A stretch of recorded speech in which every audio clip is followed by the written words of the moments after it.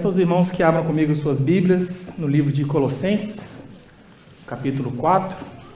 Amém? Todos acharam? Colossenses, capítulo 4. Hoje nós vamos ler aí do verso 2 ao verso 18. E assim, então, nós vamos terminar agora, enfim, vamos terminar a exposição desse livro de Colossenses. Já tem 4 anos, que eu estou pregando e expondo aqui esse livro de Colossenses. Acho que eu posso falar que eu bati o recorde, demorei 4 anos para pregar o livro de Colossenses. Mas isso porque eu não prego aqui, não venho aqui tanto trazer a mensagem com tanta frequência como eu gostaria. Não porque o pastor Glauber não deixa, mas é porque é difícil, conciliar, na nossa rotina, trabalho, família, ministério, seminário, tudo isso é muito difícil. Então, quando a gente tem a oportunidade, Deus nos dá essa oportunidade de vir aqui, é uma grande alegria, um grande privilégio. Então, enfim, hoje nós vamos terminar a exposição desse livro de Colossenses. Até aqui foram 16 mensagens que Deus nos conduziu desses 4 anos. E hoje, então, eu quero tratar com os irmãos acerca de 3 assuntos. Nós vamos falar, então, a respeito da oração, testemunho e comunhão. São as marcas de um cristão maduro. Então, com fé na palavra de Deus, acompanhe comigo a leitura de Colossenses, capítulo 4, do 2 ao 18. Diz assim a palavra de Deus. Dediquem-se à oração, estejam alertas e sejam agradecidos. Ao mesmo tempo, orem também por nós, para que Deus abra uma oportunidade para a nossa mensagem, a fim de que possamos proclamar o mistério de Cristo, pelo qual estou preso. Orem para que eu possa manifestá-lo abertamente, como me cumpre fazê-lo. Sejam sábios no procedimento para com os de fora. Aproveitem ao máximo todas as oportunidades. O seu falar seja sempre agradável e temperado com sal, para que saibam como responder a cada um. Tíquico informará vocês de todas as coisas a meu respeito. Ele é um irmão amado, ministro fiel e cooperador no serviço do Senhor. Eu o envio a vocês precisamente com o propósito de que saibam de que tudo o que se passa conosco e para que ele lhes fortaleça o coração. Ele irá com Onésimo, fiel e amado irmão, que é um de vocês. Eles irão contar tudo o que está acontecendo aqui. Aristarco, meu companheiro de prisão, envia saudações, bem como Marcos, primo de Barnabé. Vocês receberam instruções a respeito de Marcos, e se ele for visitá-los, recebam-no. Jesus, chamado Justo, também envia saudações. Estes são os únicos da circuncisão que são meus cooperadores em favor do reino de Deus. Eles têm sido uma fonte de ânimo para mim. Epáfras, que é um de vocês e servo de Cristo Jesus, envia saudações.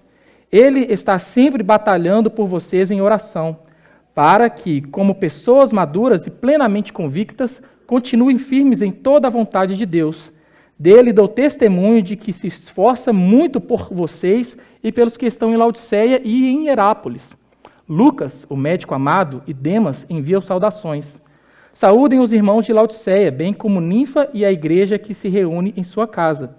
Depois que esta carta for lida entre vocês, façam também que seja lida na igreja dos Laodicenses e que vocês igualmente leiam a carta de Laodiceia. Digam a Arquipo, cuide em cumprir o ministério que você recebeu no Senhor. Eu, Paulo, escrevo essa saudação de próprio punho. Lembrem-se das minhas algemas, a graça seja com vocês. Pai amado, Deus querido, nessa manhã, nós, mais uma vez, diante de Ti, Senhor, diante da Tua santa palavra, pedimos que o Senhor, ó Deus, faça com que ela encontre morada em nossos corações. Pedimos que o Senhor, ó Deus, faça com que a Tua palavra nos transforme, ó Deus, nos exorte, nos confronte, mas também, ó Deus, traga um conforto, um alívio, um prazer que somente a Tua palavra pode nos dar. É isso que eu peço nessa manhã pelos meus irmãos, por mim que estarei aqui falando a Tua palavra, pregando a Tua palavra, que realmente seja, Deus, a Tua palavra e não coisas tiradas da minha cabeça, mas que seja, ó Deus, a Tua palavra pregada nesta manhã, Senhor. Tem misericórdia da minha vida, ó Deus, e que o Teu nome seja glorificado. Nós oramos, ó Deus, aqui agradecidos por esse grande privilégio que o Senhor nos dá mais uma vez nesta manhã, de nos reunirmos aqui como igreja para cultuar o Senhor, para louvarmos o Teu nome, para ofertarmos ao Senhor e também agora para ouvirmos a Tua palavra, em nome de Jesus, Senhor. Amém. Podem orar, irmãos? Podem orar, podem sentar. Podem sentar. Irmãos, nunca se ouviu tanto falar a palavra gnosticismo como se tem ouvido aqui na igreja nos últimos tempos, né? Isso porque desde quando eu comecei a pregar aqui nessa carta de Colossenses, né, há 4 anos atrás, eu tenho falado para vocês que o objetivo de Paulo aqui nessa carta de Colossenses é combater o gnosticismo, é combater esse falso ensino que estava ali, sim, iniciando ali na igreja de Colossenses, que mais tarde foi conhecido, né, como a heresia de Colossenses, que devastou, ou quase assim, devastou por completo a igreja de Cristo. Mas ali Paulo tem esse objetivo de combater esse ensino. E também agora que o pastor Glauber está pregando, né, na primeira epístola de João, ele tem falado muito a respeito do gnosticismo, que também o objetivo de João é combater esse engano contra esses falsos mestres gnósticos que têm tentado também minar a igreja de Cristo. E eu sei que os irmãos já estão carecas de saber, né, a respeito do que é o gnosticismo, mas só para não perder o costume e para a gente reforçar, o gnosticismo, ele, dentre várias outras coisas, os gnósticos ensinavam que somente eles tinham a salvação, somente eles tinham o conhecimento, um conhecimento secreto, um conhecimento esotérico, que somente eles possuíam e que esse conhecimento os levava à salvação. E você só poderia ser salvo, você só poderia obter esse conhecimento, essa gnose, de onde vem a palavra, né, a palavra gnose, né, significa conhecimento. Então você só poderia obter esse conhecimento, essa gnose, uma vez que você era iniciado nessa seita do gnosticismo. E eles também criam, né, muito influenciados pela ideia de Platão, que faz a diferença, né, uma separação entre o mundo físico e o mundo espiritual, dizendo que tudo aquilo que é físico, tudo aquilo que a gente pode ver e tocar, tudo isso é mal. E somente aquilo que é espiritual é bom. Então, sendo assim, trazendo para a sua teologia, os gnósticos faziam uma separação também de Cristo. Eles negavam a encarnação de Cristo, ou negando que Cristo realmente assumiu um corpo humano como nós, que às vezes eles diziam que Cristo era somente uma aparição, tipo um anjo que aparecia, ou se de fato eles falassem que o Verbo habitou, ele se fez carne entre nós, ele não poderia ser Deus. Porque como Jesus poderia ser Deus assumindo uma carne, um corpo físico como o nosso, sendo que eles acreditavam que tudo aquilo que é físico, tudo aquilo que a gente pode ver e tocar é mal. Então, sendo assim, eles negavam a divindade de Cristo. Eles não criam que Jesus era Deus, porque Deus é espírito, então somente o que é espírito é bom. Então eles negavam, faziam essa distinção de Cristo e negavam isso. Então, irmãos, por isso que todo o esforço de Paulo nessa carta de Colossenses não é outro senão de colocar Cristo no centro de todas as coisas e moldar a nossa cosmovisão em torno da pessoa de Jesus Cristo, dizendo que Cristo é Deus, dizendo que Ele é a imagem do Deus invisível, que Ele e o Pai são um. E não é à toa que muitos teólogos consideram que essa carta de Colossenses é a carta mais cristológica de toda a Bíblia, justamente por conta dessa ênfase que Paulo dá na pessoa de Cristo e poder ensinar para os irmãos ali e para todos nós que Cristo é Deus, que Ele é a fonte de toda a sabedoria, usando as mesmas palavras que os gnósticos usavam, né? A questão da gnose, de obter conhecimento. Eles diziam que Paulo veio ensinar que somente em Cristo nós poderemos obter esse conhecimento que nos leva a Deus. E agora, meus irmãos, então nós chegamos aqui no final dessa carta, né? No capítulo 4 aqui, e Paulo termina essa carta praticamente da mesma forma como ele a iniciou, com oração. Os irmãos devem se lembrar, lá no capítulo 1, a partir do verso 3, Paulo diz que sempre agradece a Deus o Pai quando ora pelos irmãos ali de Colossos. E ele diz assim no verso 9, por essa razão, desde o dia em que ouvimos falar de vocês, não deixamos de orar por vocês e de pedir para que sejam cheios do pleno conhecimento da vontade de Deus, com toda a sabedoria e entendimento espiritual. E agora aqui Paulo termina a carta, no capítulo 4, da mesma forma, com oração. Só que agora aqui Paulo dá uma ênfase na oração, só que em vez dele dizer que está orando pelos seus irmãos, ele agora pede oração pelos seus irmãos. Ele pede oração para aqueles que estão ali em Colossos.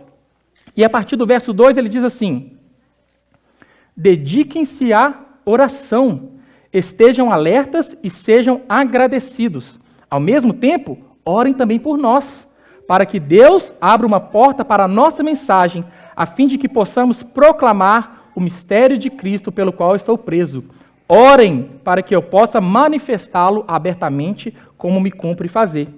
E eu quero, irmãos, aqui destacar alguns pontos em relação a esse pedido da oração de Paulo, mas antes de entrarmos propriamente aqui para essa essência do pedido da oração de Paulo, eu quero gastar um tempo aqui com os irmãos falando sobre a oração.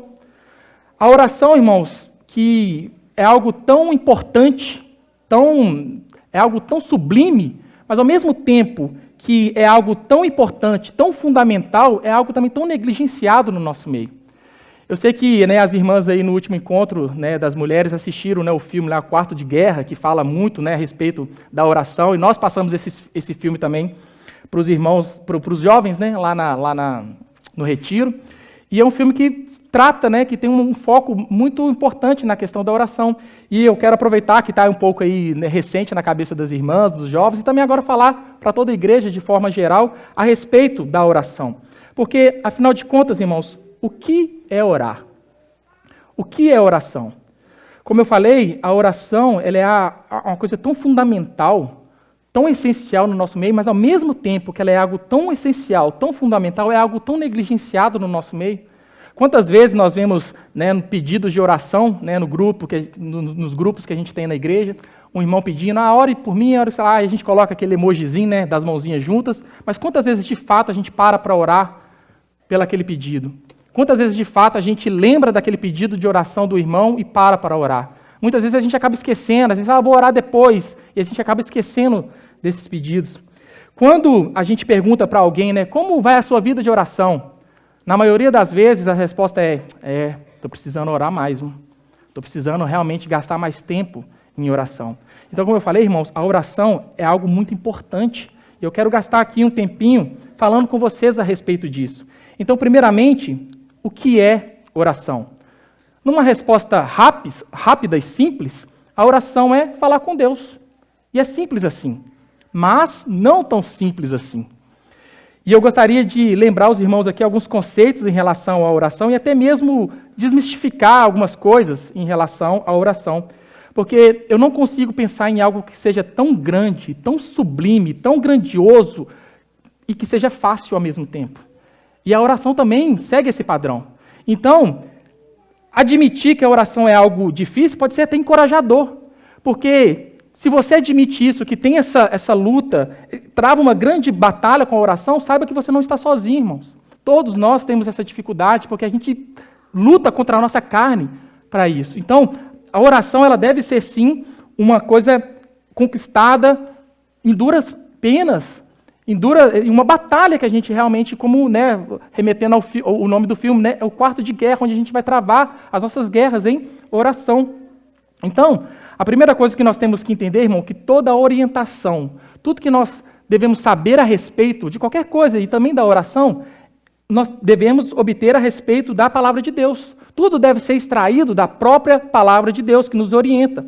Então, como eu falei, orar parece fácil, e num certo sentido é falar com Deus. Mas existem também algumas orientações que a Bíblia nos dá, que a Bíblia nos demonstra, de como orar, a quem orar, por meio de quem orar, qual deve ser a minha atitude, a minha postura em orar. Então, é certo que eu não tenho tempo aqui para falar a respeito de todos esses pontos, mas eu gostaria de destacar aqui algumas coisas em relação a esses pontos da oração. Então, o primeiro ponto é, a quem nós oramos? A quem nós dirigimos a nossa oração? Então, nós oramos a Deus Pai, como o próprio Jesus nos ensinou no modelo da oração do Pai Nosso, em que ele diz, portanto, vós orareis assim, Pai Nosso que estás no céu. Então, toda a nossa oração, ela deve ser dirigida a Deus Pai, a Deus que é o Criador e o sustentador de todas as coisas, pois Ele é a fonte de todas as bênçãos, é Ele quem ouve as nossas orações. Agora, por meio de quem nós oramos? Nós oramos por meio de Jesus Cristo, que é o único mediador entre Deus e os homens, conforme diz em 1 Timóteo 2,5. Estão me ouvindo aí? Tá bom? Acho que desligou o retorno aqui para mim, ficou meio... Mas tá ok. Hã? Não, tá bom, sim. Só porque eu pensei que, como eu não estava ouvindo mais, eu pensei que não estava saindo aí. Mas tá bom. Então, em 1 Timóteo 2,5 diz assim, pois há um só Deus e um só mediador entre Deus e os homens, o homem Jesus Cristo. Então, a nossa oração ela é por meio de Jesus. Nós oramos em nome de Jesus. Por isso que toda a nossa oração termina em nome de Jesus. Amém. Porque a nossa oração ela é direcionada a Deus por meio de Jesus Cristo. Agora, com a ajuda de quem nós oramos? Nós oramos no poder e na ajuda do Espírito Santo, que intercede por nós, como está lá em Romanos 8, 26. O Espírito nos ajuda em nossa fraqueza, porque não sabemos orar como convém, mas o próprio Espírito intercede por nós com gemidos inexprimíveis. Ou seja, irmãos, nós percebemos aqui que nessa ação da oração, toda a trindade, toda a expressão da trindade está envolvida aqui. Nós oramos em direção, nós enviamos a nossa oração, direcionamos a nossa oração ao Pai, Ele nos ouve, por meio do Filho, que nos dá o acesso, e com a ajuda do Espírito, que intercede por nós com gemidos inexprimíveis. Então nós vemos aqui toda a trindade envolvida na ação da oração. Agora, como nós podemos vivenciar isso de forma prática na nossa vida? Então dá um pulinho comigo aí na sua Bíblia, em 1 Tessalonicenses, né? Passa aí algumas páginas da sua Bíblia para frente. 1 Tessalonicenses é o primeiro livro aí depois de Colossenses. Vamos lá para 1 Tessalonicenses, capítulo 5, os versos 17 e 18, que diz assim: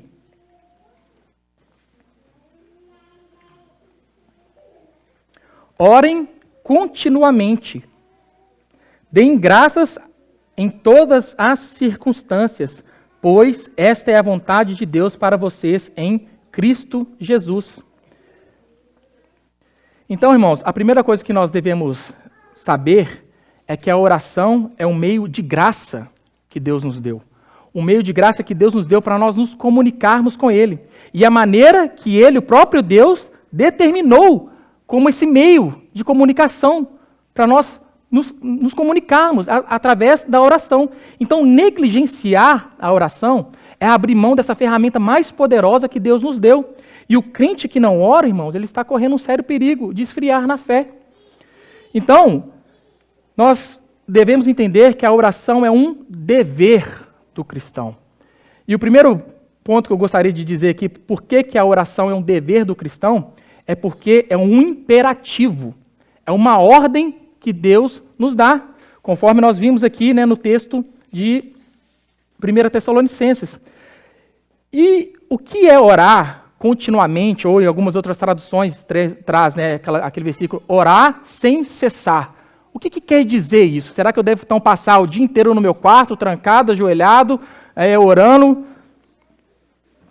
A ideia aqui, irmãos, é que enquanto nós estamos vivendo a nossa vida, enquanto nós estamos fazendo as nossas atividades diárias, nós devemos estar sempre com o nosso pensamento ligado a Deus. Nós devemos estar sempre em espírito de oração. Enquanto eu estou em casa, lavando uma louça, passando um pano, enquanto eu estou no trânsito, dirigindo, enquanto eu estou no meu trabalho, em todos esses momentos, a minha alma, o meu espírito, o meu pensamento devem estar ligado a Deus, em oração. Da mesma forma como nós respiramos, enquanto fazemos todas essas coisas, devemos assim também ter esse espírito de oração. Assim deve ser a oração.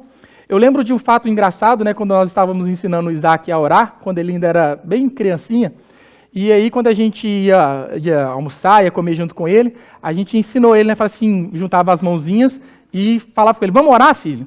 E ele era bem criancinho, ainda menor do que o Natan, talvez da idade do Lucas, assim, hoje. E aí ele aprendeu que fazer esse gesto com as mãos era o sinônimo de que a gente ia orar. Então ele pegava, juntava as mãozinhas e a gente orava com ele. Aí ele dava mais umas garfadas, juntava a mãozinha de novo, a gente ia e orava mais uma vez. Vazia de novo, comia, juntava as mãozinhas e orava. Isso em vários momentos do dia. Ele estava lá brincando e juntava as mãozinhas, vamos orar. A gente orava com ele.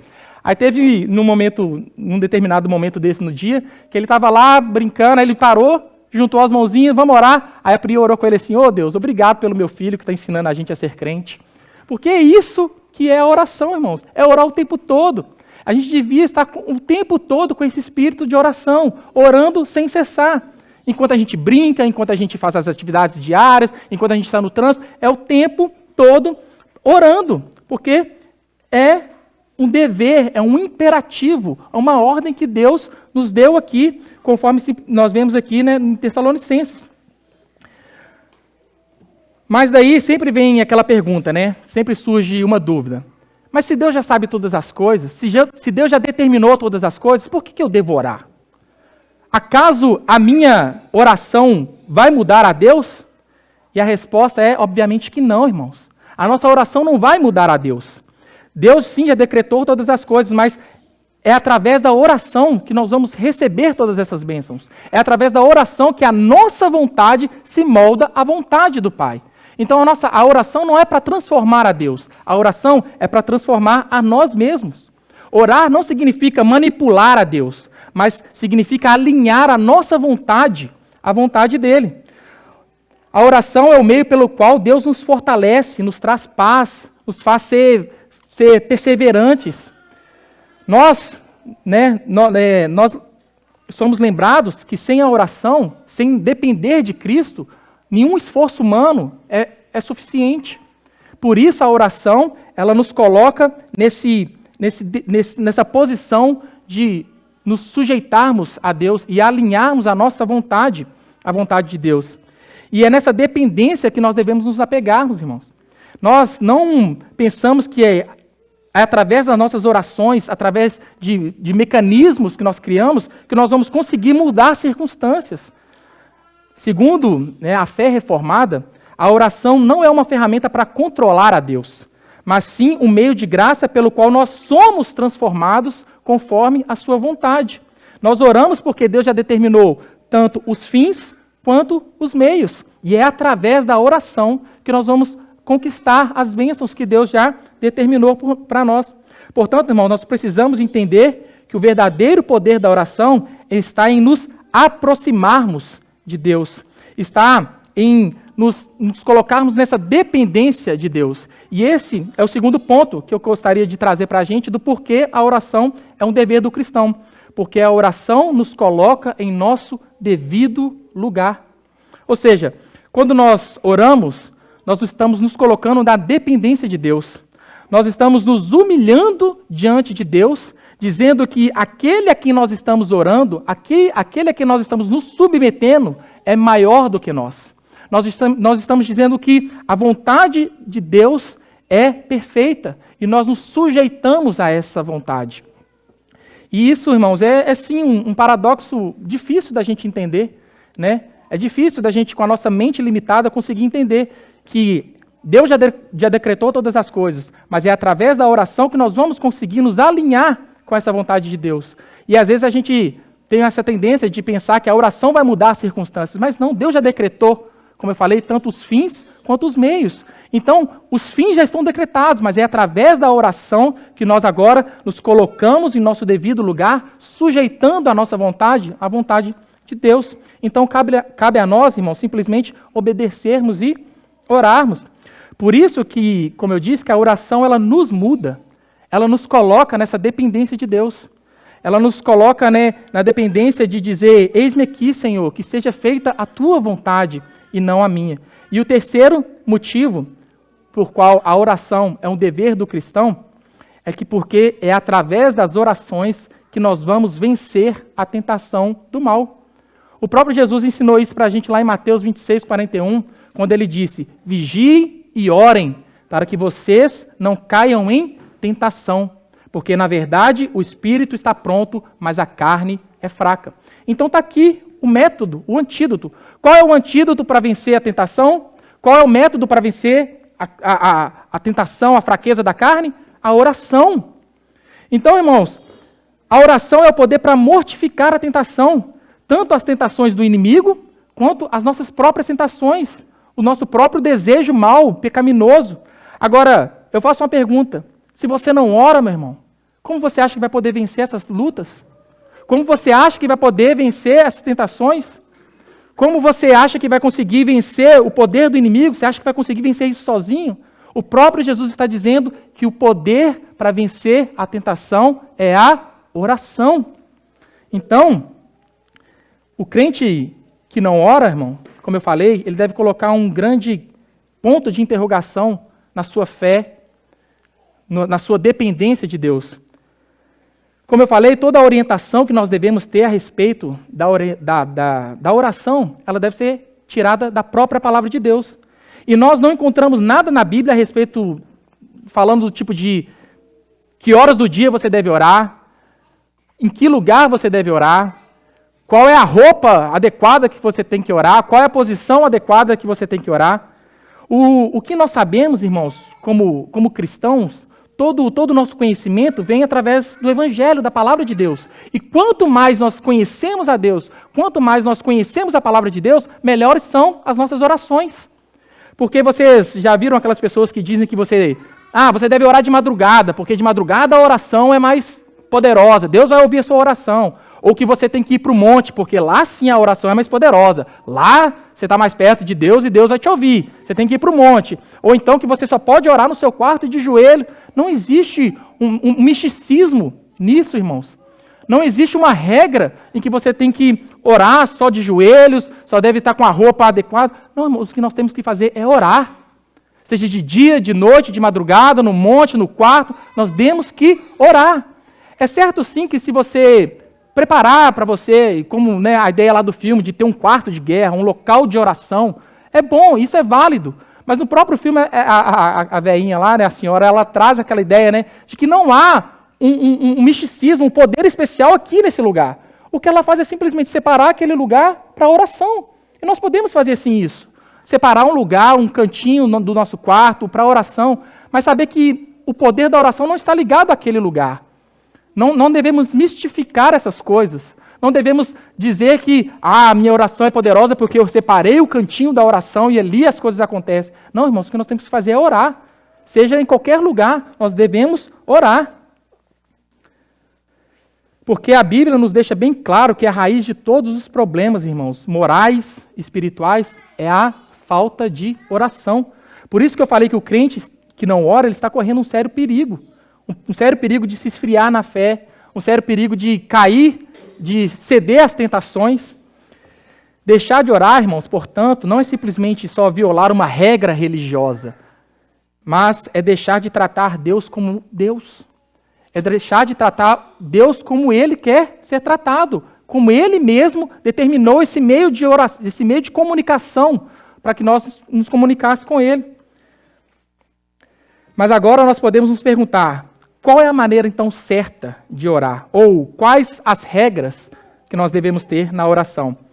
Segundo João Calvino, nas suas Institutas da Religião Cristã, Calvino apresenta um dos tratados mais belos e profundos da fé reformada, da tradição reformada sobre a oração. E ele chama a oração de a principal expressão de fé do cristão. Ele trata a oração como a respiração da alma diante de Deus.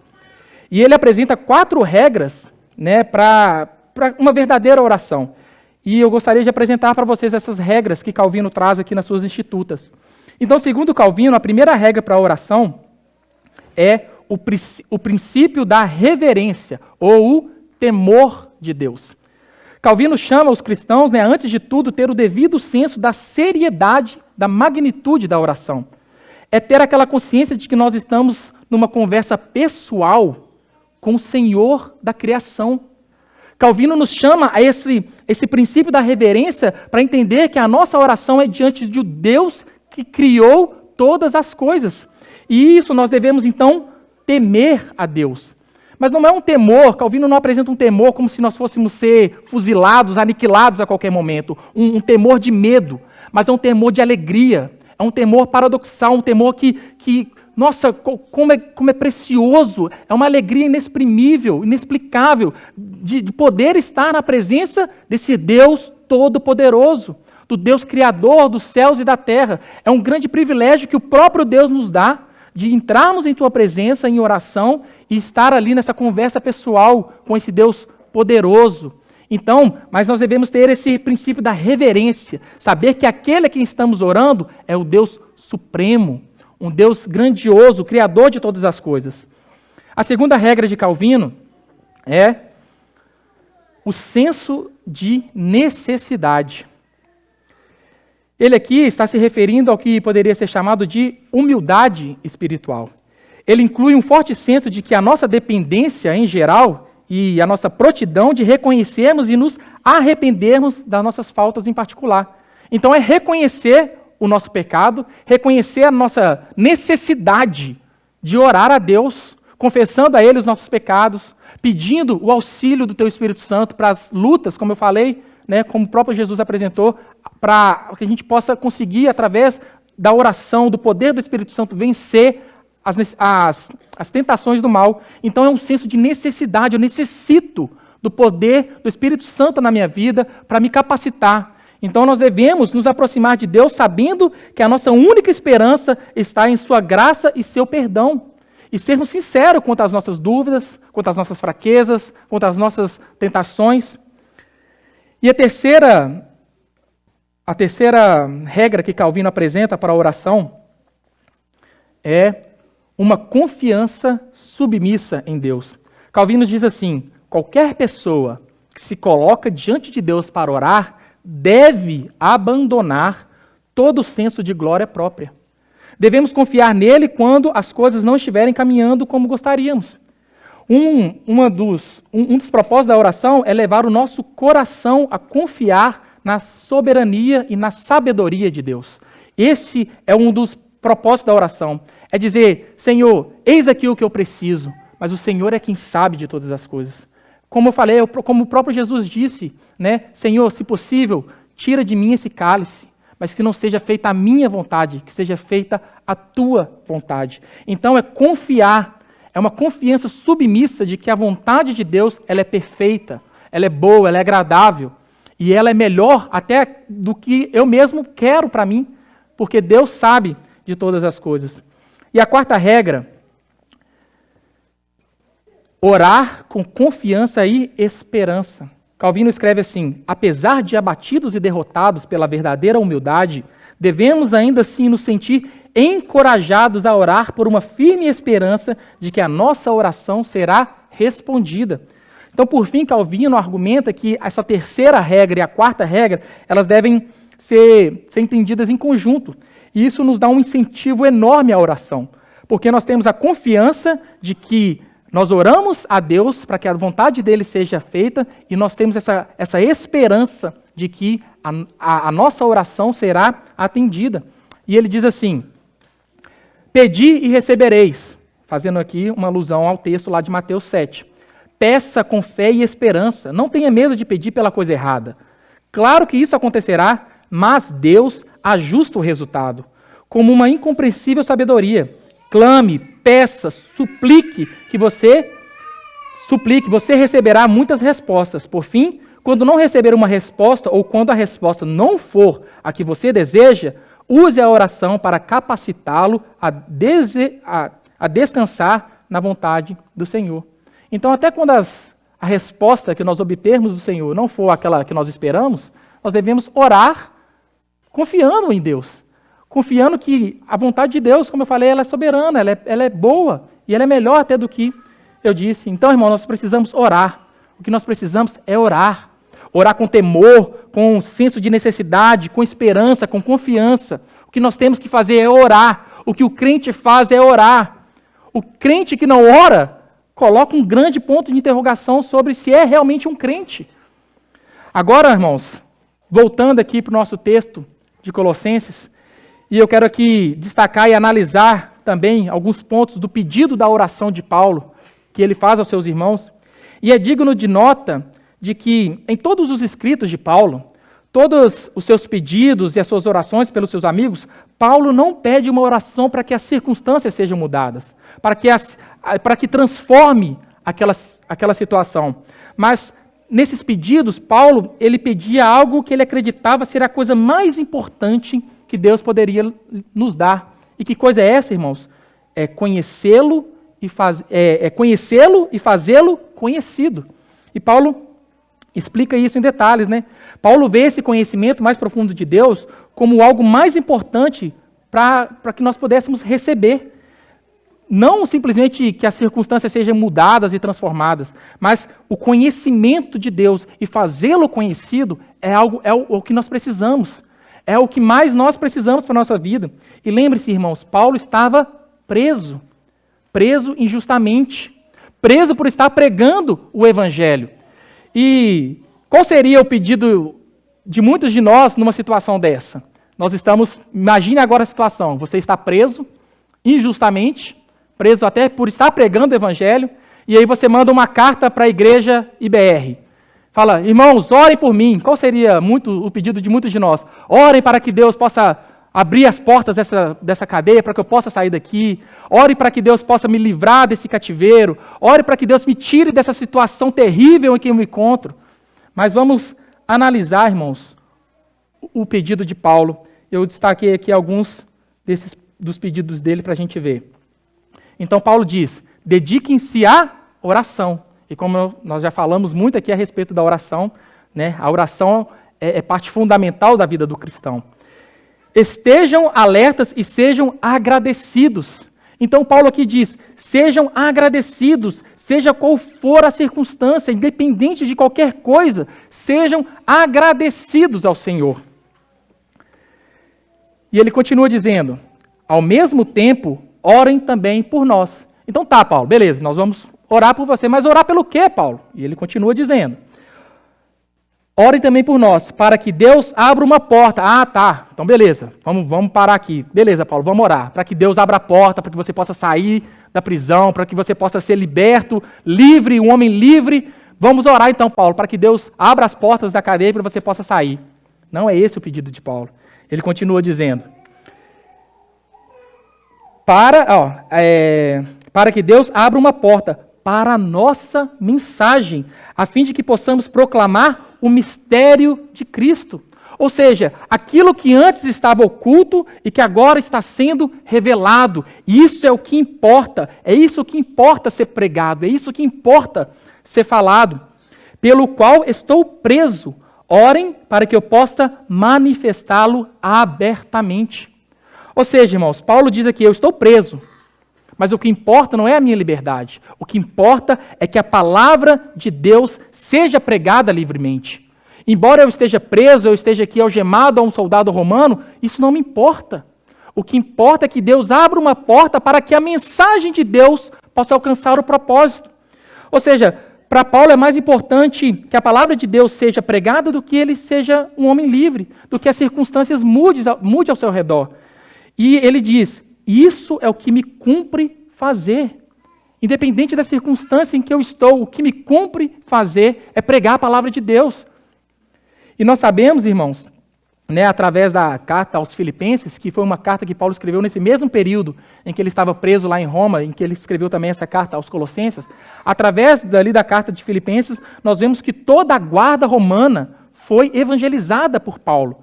Então Paulo sim cumpriu o propósito que ele quis aqui, de pregar o evangelho, mesmo preso, mesmo algemado, mesmo sendo um homem que está com a sua liberdade ali cativa, mas a palavra de Deus é quem deve ser livremente pregada. Quando John Bunyan, que foi um famoso pregador do século XVII, ele foi preso na Inglaterra por estar pregando em praça pública, quando as autoridades chegaram para ele, os guardas, e falaram assim, olha, você poderá ser um homem livre se você prometer que você não vai mais pregar a palavra de Deus. A resposta dele foi assim, se hoje eu for solto, amanhã, com a graça de Deus, estarei pregando novamente o evangelho. Então isso, irmãos, é que nós devemos ter esse senso de que a palavra de Deus é quem precisa ser pregada livremente. Se nós queremos passar por situações assim de pregar a palavra, nós temos que estar sujeitos a passar por todo tipo de circunstância, todo tipo de situações em que hoje é difícil pensar, pelo menos no contexto em que a gente vive no Japão, de falar, um homem foi preso por estar pregando o evangelho. Vai lá no Sakai lá e prega o evangelho. Provavelmente você não vai ser preso por isso. Mas em algumas culturas, alguns países, ainda assim pessoas são presas pelo evangelho. Mas o que importa para essas pessoas? É a sua liberdade ou que a palavra de Deus seja pregada? Então nós devemos ter esse conhecimento, nós devemos ter essa convicção. E conhecer melhor a Deus é o que nós necessitamos. Porque, como Paulo diz aqui, o que nós precisamos é conhecê-lo e fazê-lo conhecido. E é com a vida de oração, tanto pública quanto privada dos cristãos, que Paulo está preocupado. O apóstolo acredita que o bem maior é a comunhão com Deus. Uma vida rica, vibrante, consoladora, conquistada, né, como eu falei, em duras penas, através da oração. E que é o único meio pelo qual Deus nos deixou, que possibilita todas essas coisas, para que nós possamos alcançar, então, todas essas bênçãos que Deus tem para nós. O apóstolo, então, não vê a oração como um simples meio de obter mais coisas de Deus. Hoje nós vemos aí, através das orações, que Deus é usado mais como um gênio da lâmpada, né? Eu vou esfregar, vai aparecer um gênio, então eu vou fazer 3 pedidos e ele vai atender a minha oração. Muitas pessoas enxergam a oração como isso. Eu vou orar a Deus, fazer meus pedidos ao Senhor e Ele vai me dar tudo aquilo que eu alcançar. O objetivo da oração não é esse, irmãos. Paulo, então, ele não vê a oração como um simples modo de obter mais coisas de Deus, mas como uma maneira de obter mais do próprio Deus. É uma maneira de obter mais conhecimento, mais intimidade, mais maturidade, mais oportunidades de pregar o Evangelho. É isso que a oração deve causar em nós. E será, irmãos, que nós temos, então, aproveitado as oportunidades que nós temos para pregar o Evangelho? Será que nós estamos aproveitando as diversidades da vida que nós somos muitas vezes submetidos para poder pregar o Evangelho? Será que estamos sendo sábios com as pessoas de fora que Deus coloca em nosso convívio para poder pregar o Evangelho? Porque é isso que Paulo trata agora nos versos seguintes, no versos 5 e 6. E aqui então nós entramos na segunda parte do sermão de hoje, que é sobre o testemunho. E ele diz: sejam sábios no procedimento para com os de fora. Nós devemos então, irmãos, ter toda a sabedoria com os de fora. Os de fora aqui, essa expressão, os de fora, representa aqueles que não são da mesma fé. Ou seja, aqueles que não são cristãos. Isso quer dizer que a nossa conduta diária deve ser irrepreensível. Que o nosso testemunho para com os de fora deve ser irrepreensível. As pessoas no mundo estão o tempo todo nos observando. Tem uma canção antiga que diz que o cristão é exemplo mesmo sem querer. Mesmo sem querer, você está sendo um exemplo para aqueles que estão te vendo. Se eles sabem que você é um cristão, né? Porque às vezes, como diz o pastor Glauber aqui, tem um cristão, o agente secreto, né? Que ninguém lá no meio dele sabe que ele é cristão. Mas quando as pessoas olham para nós e sabem que nós somos cristãos, elas estão nos observando o tempo todo, mesmo sem a gente querer. O nosso testemunho, então, irmãos, deve ser irrepreensível. O nosso falar, o nosso viver deve estar em sintonia. Nós não podemos dizer uma coisa e o nosso viver dizer outra. Né? Não adianta você dizer que é crente e durante a semana você esquecer de Deus. Você viver lá no seu trabalho, na sua escola, no seu ambiente familiar, totalmente deixando Deus de lado. Aí chega no domingo, aí eu vou colocar minha roupinha de crente, né, como diz o Candião ali, vou colocar minha roupinha de crente e ir para o culto. A nossa conduta não deve ser assim, irmãos. O nosso testemunho deve ser irrepreensível. Nós devemos ter sabedoria, irmãos, para poder pregar e aproveitar as oportunidades que Paulo fala para a gente aqui. Olha o que ele diz aí na parte B do versículo 5. Aproveitem ao máximo todas as oportunidades. Nós devemos aproveitar as oportunidades, irmãos, mas aqui é importante dizer que Paulo está dizendo que não é aquela oportunidade que passei ali em frente ao shopping, tinha uma promoção e aproveitei a oportunidade. Não é esse tipo de oportunidade. Às vezes é uma coisa que a pessoa nem estava precisando, mas só porque estava na promoção eu tinha que aproveitar aquela oportunidade, porque, afinal de contas, Paulo está dizendo aqui, né? Aproveitem ao máximo todas as oportunidades. Não é disso que Paulo está falando aqui, irmãos. A oportunidade que Paulo está falando aqui é de pregar o Evangelho. Devemos aproveitar todas as oportunidades para anunciar o Evangelho e testemunhar a respeito da nossa fé. A palavra kairos, que para nós aqui é traduzida como oportunidade, não quer dizer aquela hora marcada.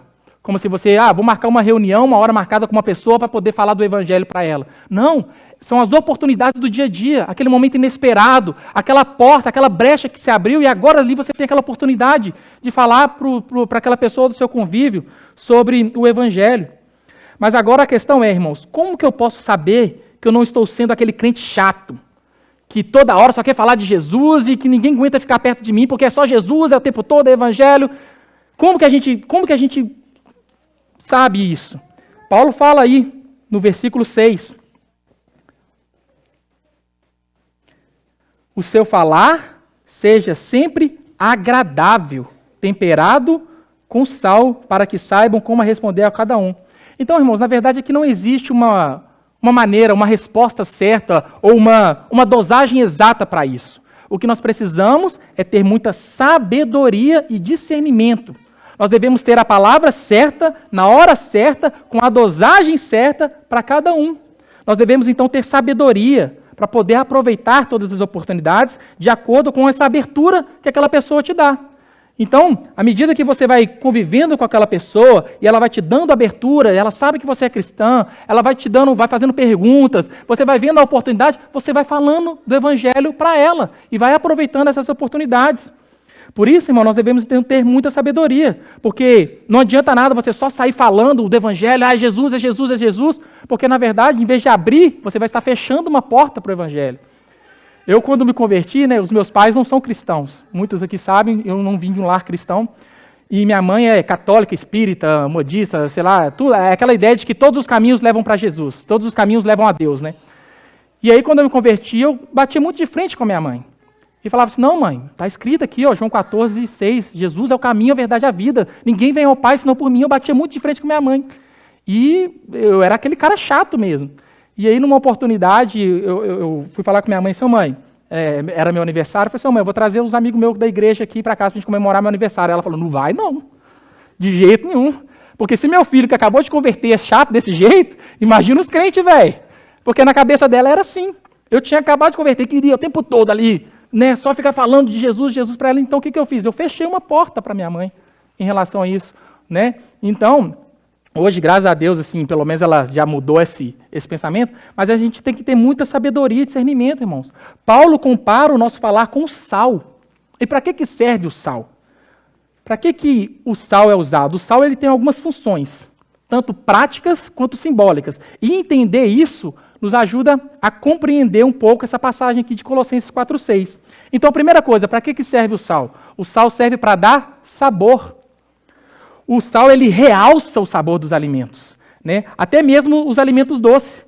Aqui, os irmãos e as irmãs aqui, cozinheiras, os masterchefs, sabem que até naquelas receitas doces, você coloca ali uma pitadinha de sal, para poder realçar e equilibrar os sabores, né? Então, o sal, ele tem esse propósito. A segunda função do sal é conservar. Antes, de que existisse a refrigeração, como nós temos hoje, o sal ele era usado para conservar os alimentos. Isso porque ele retira a umidade dos alimentos e não deixa com que micro-organismos e bactérias se proliferem no alimento. Então, o sal serve sim para poder conservar. A terceira função do sal é para poder purificar. O sal ele é muitas vezes usado para poder lavar feridas, algumas feridas leves, alguns machucados leves. E nós lembramos que lá no Antigo Testamento, o sal era usado também em sacrifícios de rituais de purificação. O quarto ponto do sal que eu quero trazer é uma simbologia do que o sal representa. O sal ele representa essa fidelidade, a aliança. O sal é um símbolo de fidelidade por causa da sua estabilidade química. Ele não se deteriora com o tempo, ele não perde com o tempo, ele não perde as suas propriedades. Ele se mantém da mesma forma com o passar do tempo. E por isso que tem também aquele ditado popular, não sei se vocês já ouviram, fala assim, se você quer conhecer uma pessoa e confiar nela, você tem que comer com ela 1 quilo de sal. Porque, ou seja, assim, depois de ter passado por ela por tanto tempo, você vai poder confiar naquela pessoa porque você conhece que ela é incorruptível, que ela permanece com seus valores, ela preserva os seus valores, assim como o sal. Então, agora, trazendo isso para o lado espiritual, aplicando isso à vida do cristão. Vou ler para os irmãos, não sei se vocês vão conseguir ler, só fazendo essa comparação.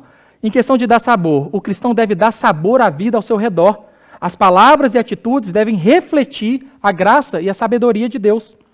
Em relação a conservar, o cristão, o crente, é chamado a ser um agente de preservação moral e espiritual, impedindo que o pecado e a corrupção dominem. Em relação a purificar, assim como o sal purifica, o cristão é um instrumento de santificação e cura espiritual, refletindo a pureza que vem de Cristo. E em relação à fidelidade, representa a fidelidade e a permanência da aliança de Deus, firme, constante e incorruptível. Então, irmãos, ou seja, quando Paulo fala aqui da expressão temperada com sal, para se referir ao nosso falar, ao nosso procedimento com os de fora, isso significa que nós devemos fugir dos extremos. Isso significa que nós não devemos ser nem salgados demais e nem sossos. Porque sal demais é tão ruim quanto nada de sal. Então nós devemos fugir desses extremos. Devemos ter a palavra certa, a dosagem certa para cada pessoa, de acordo com a oportunidade que essa pessoa vai nos dando. Agora, irmãos, passando aqui para a última parte do sermão, vamos falar a respeito da comunhão. Do verso 7 até o verso 11, até o verso 17, desculpa, do verso 7 até o verso 17, Paulo ele cita 11 nomes diferentes. 11 nomes de pessoas que de alguma forma ajudaram Paulo em seu ministério. E nós podemos aqui aprender muito com isso, irmãos. Porque a primeira coisa que o apóstolo Paulo quer dizer aqui é que ele não fez uma carreira solo. Paulo não estava sozinho no seu ministério. Ele tinha uma equipe trabalhando com ele. Paulo ele tinha muitos colaboradores e ele faz questão de mencioná-los aqui. São homens e mulheres que, de alguma forma, tanto de perto quanto de longe, ajudaram Paulo no seu apostolado, no seu ministério. Paulo, sim, ele foi um grande homem, né, de Deus, um grande homem chamado para levar, né, o evangelho aos gentios. Talvez Paulo seja o nome mais conhecido do Novo Testamento, lógico, depois do nosso Senhor Jesus, talvez é o nome mais importante do Novo Testamento. Mas ele diz aqui que ele não está só, e ele faz questão de mostrar isso. Na verdade, que ninguém consegue fazer nada sozinho, que por trás do seu grande trabalho de evangelismo aos gentios, tem pessoas que se dedicam, que fazem de tudo para que o trabalho de Paulo alcance o seu objetivo. Mas são pessoas, irmãos, que muitas vezes ficam no anonimato, pessoas que trabalham no bastidores, pessoas que, esses nomes que eles citam aqui, são pessoas que nós conhecemos muito pouco ou quase nada a respeito deles, mas todos têm a mesma importância. Eu gosto muito, irmãos, da ilustração do alpinista. Eu já falei isso algumas vezes, né, para os jovens, nos nossos encontros jovens. Imaginem um alpinista que está subindo uma montanha e o objetivo dele é alcançar o topo daquela montanha. E como medida de segurança, ele tem uma corrente amarrada em sua cintura e essa corrente é ligada a uma estaca que ele vai cravando na montanha à medida que ele vai subindo.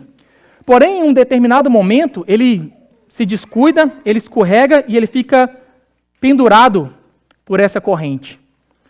E aí eu faço uma pergunta, irmãos. Qual elo dessa corrente é o mais importante? Qual elo é mais importante? Será que é aquele que está mais próximo ali da cintura dele? Será que é o que está mais próximo lá da montanha? Será que é o elo que está ali no meio? Na verdade, irmãos, todos são importantes. Porque se a qualquer momento, qualquer um desses elos se romper, ele vai cair, ele vai ao chão. Então todos têm a mesma importância. E isso representa muito bem a unidade do corpo de Cristo. Isso representa muito bem o que Paulo está dizendo aqui, que ninguém trabalha sozinho. Que todos, embora, né, com chamados diferentes, responsabilidades diferentes, mas todos têm a mesma importância. É lógico, irmãos, que no corpo de Cristo nem todos têm o mesmo chamado, nem todos têm a mesma função. O pastor, por exemplo, como pastor da igreja, a responsabilidade dele é muito maior. É muito maior. E não é à toa que muitos pastores, depois de iniciarem o seu ministério, eles sentem essa pressão do ministério e acabam abandonando o ministério, por conta dessa pressão que o ministério traz, o ministério pastorado traz. Alguns estudos apontam que cerca de 94% das famílias dos pastores alegam sofrer essa pressão que o ministério impõe sobre o pastor. 42% dos pastores já pensaram em deixar o ministério por conta de burnout, por conta do cansaço. 56% apontam que o estresse é a principal causa desse cansaço. E 43% dos pastores se sentem sozinhos, se sentem isolados. Eles sendo aquele a quem todos procuram, a quem todos buscam ajuda, ele mesmo muitas vezes não tem a quem procurar ajuda. Ele mesmo não tem a quem contar e poder falar dos seus problemas. E nós, irmãos, será que nós temos sido como esses homens e mulheres que Paulo cita aqui? Será que nós estamos servindo de auxílio para o ministério do nosso pastor? Será que nós estamos servindo de auxílio para o ministério que Deus deu ao nosso pastor? Será que nós estamos servindo de auxílio para o trabalho de Cristo? O que nós temos feito, irmãos, para poder auxiliar o nosso pastor? O que nós temos feito para tornar o seu ministério mais leve? Será que nós temos sido, como Paulo cita aqui, uma fonte de ânimo para ele? Ou será que nós somos a causa do seu estresse? Sejamos nós, irmãos, como esses homens e mulheres que Paulo cita aqui. Homens que se dedicam ao trabalho de Cristo, que fazem de tudo para auxiliar no trabalho, para que a palavra de Deus alcance o seu propósito. Você ora pelo seu pastor? Você ora pela vida do pastor Glauber como pastor dessa igreja? Você ora pelo seu ministério, pela sua família, pelo seu trabalho, como o pastor dessa igreja? É pesado, irmãos, é pesado. Será que nós temos cooperado, irmãos, com o serviço ao Senhor? Será que nós podemos olhar para esse texto aqui e ver que somos homens e mulheres, como Paulo cita aqui, homens que cooperam para o serviço do Senhor, que auxiliam? Mas às vezes alguém pode pensar, mas eu não tenho dom nenhum, eu não sirvo para nada, eu não tenho nenhum talento, eu não vou poder servir em nada. Não, irmãos, todos têm algo a oferecer. Todos têm algo para poder acrescentar. Você pode ser sim útil em alguma área, servir de alguma forma. Nem que seja ficar ali na porta, dando bom dia para todo mundo que entra. Nem que seja nas coisas mais simples. Em ajudar com as crianças na EBD, como hoje nós precisamos de pessoas que ajudem com os bebês, que ajudem nas classes de EBD. Ajudar em colocar as cadeiras. A gente chega aqui, as cadeiras já estão todas bonitinhas, arrumadas em seus lugares, mas elas não saíram daqui de dentro sozinhas. E nem vão voltar para cá sozinhas. Alguém precisou fazer isso, irmãos. Em ajudar, principalmente igual hoje, que é junta panela, cantina, ajudar a limpar o salão, a passar um pano nas mesas, a passar um pano no chão, a limpar a cozinha. Alguém vai precisar fazer isso, irmãos. Então seja você essa pessoa a se dispor a fazer. Seja você essa pessoa a falar, eis-me aqui, eu vou ajudar. Porque isso, irmãos, é importante. Isso é dedicação ao Senhor. Isso é um trabalho ao Senhor. Não é somente vir aqui na frente, pregar, tocar, abrir o culto, ler um salmo. Não, todo tipo de trabalho é um trabalho ao Senhor. E deve ser feito com dedicação. Isso, irmãos, é ter um senso de comunidade, em que todos são importantes, todos fazem a sua parte. Ninguém faz nada sozinho, irmãos. Nenhum ministério é de um homem só. E Paulo, na sua grande sabedoria e humildade, mesmo tendo a autoridade de um apóstolo, ele deixa isso bem claro aqui. Ele faz questão de mencionar e reconhecer o trabalho de cada um desses que colaboraram para que o seu trabalho cumprisse o propósito de evangelismo aos gentios. Então, irmãos, que sejamos nós assim também, como esses homens e mulheres que dedicam, que trabalham, que se esforçam, mesmo que você ache que você não tem um dom para estar aqui na frente, tocando, cantando, pregando, mas você pode ajudar de alguma forma. E para terminar, irmãos, no verso 18, Paulo ele faz uma saudação agora de próprio punho, e ele diz assim, eu, Paulo, escrevo essa saudação de próprio punho. Isso aqui nos dá a entender que até agora, então, alguém estava ali escrevendo tudo isso para Paulo. Como se ele estivesse citando, ditando, e alguém ali registrando todas as suas palavras. Mas agora aqui ele faz questão de escrever essa saudação de próprio punho. E faz questão de lembrar os irmãos de uma coisa. E ele fala assim, lembrem-se das minhas algemas. Mas por que será que Paulo está pedindo para lembrar das suas algemas? Quando Paulo encerra aqui então essa carta aos Colossenses dizendo, lembrem-se das minhas algemas, ele não está pedindo compaixão, ele não está pedindo para que tenham pena dele, coitadinho de mim que estou aqui preso injustamente, lembre-se das minhas algemas. Não, irmãos. O objetivo de Paulo aqui era fazer com que eles se lembrassem do propósito que o levou à prisão.